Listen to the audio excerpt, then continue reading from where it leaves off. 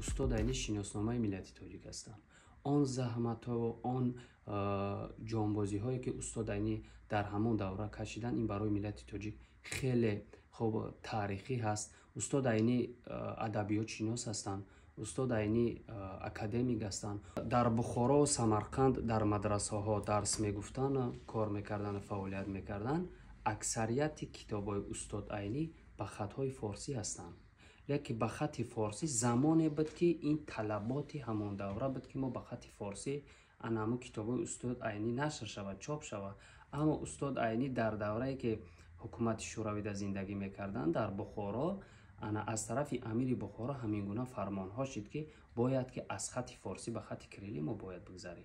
بعد 75 چوب خوردن به زندان میروند. بعد زندان خب به بینای بیمارخانه کاگان میارن. در اینجا 52 روز استاد عینی رو باید که از با دو رفیقشون که یکی از اونها میرزا نظرالله هسته تبابت میکنن. بعد 52 روز تبابت کردن استاد عینی زنده میمونه و دو رفیق دیگرشون رحلت میکنن. از همین بینای بیمارخانه کاگان استاد عینی راست به خانه سمرقندشون میرود. این میز کرسی از مصر برای استاد هدیه شدگی هستند. خب اینا در اکادمی علم ها قرار داشتن.